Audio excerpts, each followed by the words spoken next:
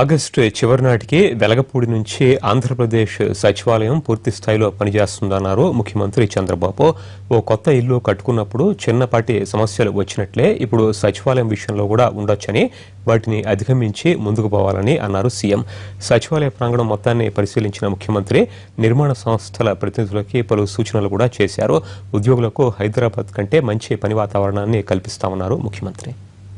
Secretariat general గా by August ఎండ్కు పూర్తయిపోతుంది. ఇప్పటికే చాలా మంది ఆఫీసర్లు హెచ్ఓడిస్ అంతా వచ్చారు. కొద్ది మంది తప్ప చాలా మంది వచ్చేస్తున్నారు. వాళ్ళ అకామిడేషన్ అంతా కూడా ఫైనలైజ్ చేసుకున్నారు. ఇనిషియల్ స్టేజ్లో కొన్ని ఇబ్బందులు ఉంటాయి. అందరం కూడా రియలైజ్ కావాల్సిన అవసరం ఉంది. ఒక ఇల్లు కట్టినా లేకపోతే ఇంకొక సొంత పని చేసుకున్నా కూడా కొత్తదైనప్పుడు ఓసారి ట్యాప్లో నీళ్లు రావు, లూజ్ కనెక్షన్ టు వైర్ లైట్లు ఎలగవు. అదే మరి మనం ఎన్ని పనులు చేసినా మళ్ళీ చిన్న బ్రీతింగ్ ప్రాబ్లమ్స్ వస్తూ ఉంటాయి. ఇవన్నీ వస్తాయి. ఎప్పుడైతే మనం వచ్చి వాడుకోవడం మొదలు పెడితే అక్కడుండే చిన్న సమస్యలు కూడా బయట వచ్చినప్పుడు అవన్నీ కూడా పరిష్కారం చేసుకొని ముందుకు పోతాం. ఇప్పుడే నేను చూసిన తర్వాత కొన్ని డైరెక్షన్స్ కూడా ఇచ్చాను.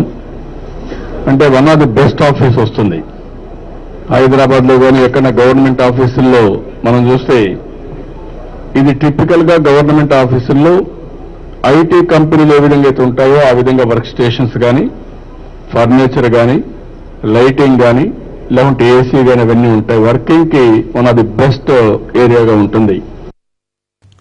విజయవాడలో కృష్ణానది ఒడ్డున ఆలయాల తొలగింపు శాస్త్రోక్తంగా జరగాలన్నారు ఏపీ సీఎం చంద్రబాబు. మనోభావాలు దెబ్బతినకుండా జాగ్రత్తలు తీసుకోవాల్సిందిగా అధికారులను ఆదేశించారు. తొలగించిన ఆలయాల్ని అంతకంటే మెరుగ్గా మరో చోట నిర్మిస్తామన్నారు ముఖ్యమంత్రి. ఎక్కడన్నా కానీ టెంపుల్స్ కానీ, మసీదులు కానీ, చర్చిలు కానీ, ప్రార్థనాలయాలు ఎక్కడున్నా ప్రజల మనోభావాలను కూడా మనం పరిగణలో తీసుకొని చేయాలి. అదే సమయంలో రోడ్లు ఉండేది ప్రజలు నడవడానికి, ట్రాఫిక్ పోవడానికి.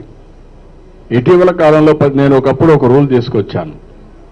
దానికి ఒక యాక్ట్ కూడా ఉంది. ఎక్కడంటే అక్కడ రోడ్ల మీద టెంపుల్స్ కానీ, మసీదులు కానీ కట్టడానికి వీలు లేదు, విగ్రహాలు పెట్టడానికి కూడా వీలు లేదు.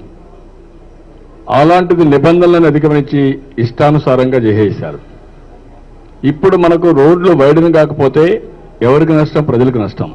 మధ్యలో ఒక చిన్నది పెట్టుకుంటే ఆ పక్క ఈ పక్క ఎంత పెట్టుకున్నా ఆ ప్రాబ్లమ్స్ వస్తాయి. అయితే ఏది చేసినా శాస్త్రోక్తంగా ఉండాలి. ఎక్కడ ఎవరిని ఇబ్బంది పెట్టాలనేది ప్రభుత్వానికి లేదు. శాస్త్రోక్తంగా ఉండాలి. వాళ్ళ సాంప్రదాయాన్ని పాటించి అవన్నీ చేయాల్సిన అవసరం ఉంది. నేను కొన్ని గైడ్ లైన్స్ కూడా ఇచ్చాను. నిన్న మా మంత్రులు ఆ విషయం చెప్పారు. ఇప్పుడు ఒకసారి చూస్తాం.